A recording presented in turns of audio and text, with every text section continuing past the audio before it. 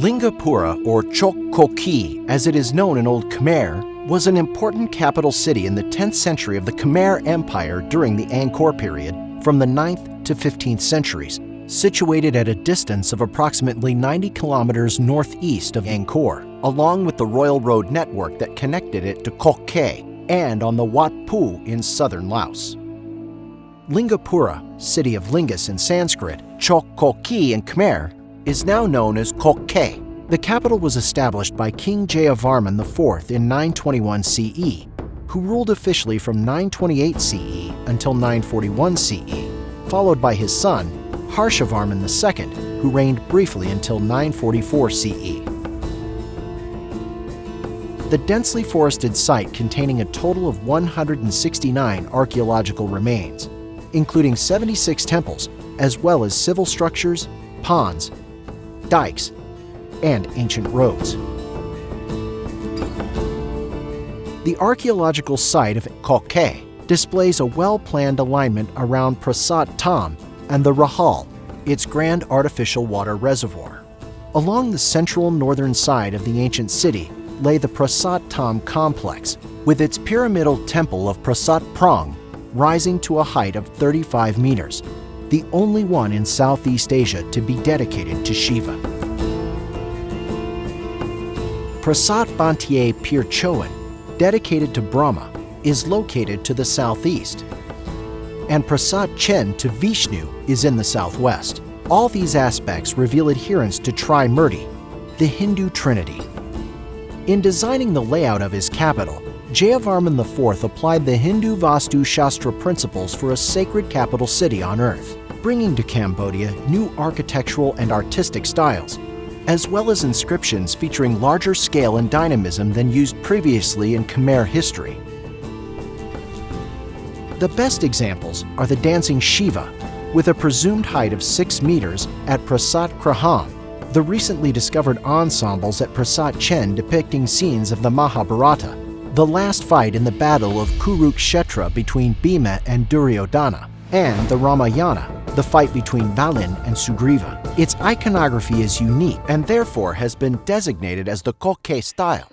Another exceptional characteristic of Kok Kae is the development of complex techniques of water management, which, together with the built structures of Kok Kae, created a holy body of water in the middle of the city.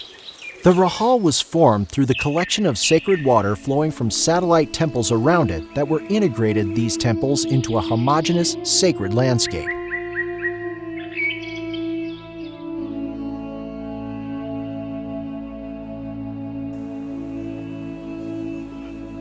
Kok Kae suffered from the ravages of time and by severe looting during the Cambodian War, the 1970s to 1990s.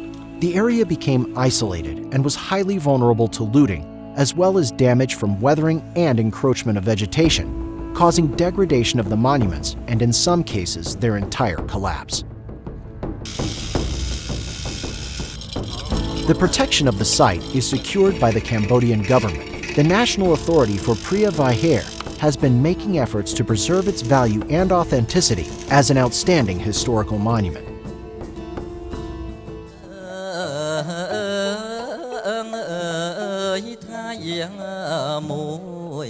Joint efforts by the Cambodian government and international communities have recently secured the return of some statues, while efforts are underway to find and bring all the artifacts that are unaccounted for.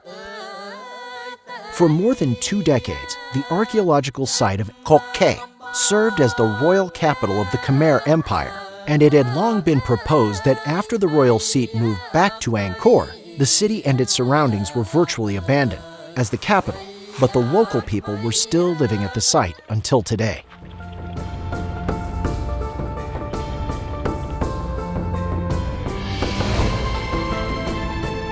Kok Kae is a living heritage site that covers 8,789.43 hectares and 259 households, with 816 people living within the buffer zone of the site.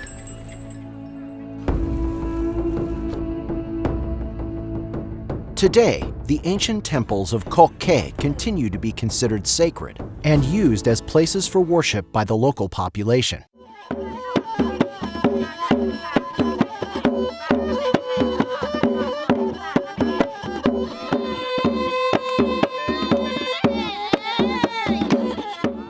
Every year, local villages worship the spirit related to Niang Tun Satra and the White Elephant King, performing rituals nearby the foot of his tomb.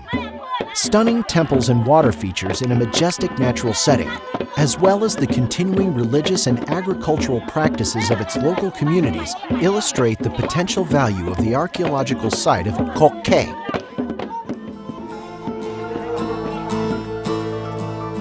The integrity and authenticity of Chok have been well preserved and protected, and efforts are underway to safeguard this magnificent site.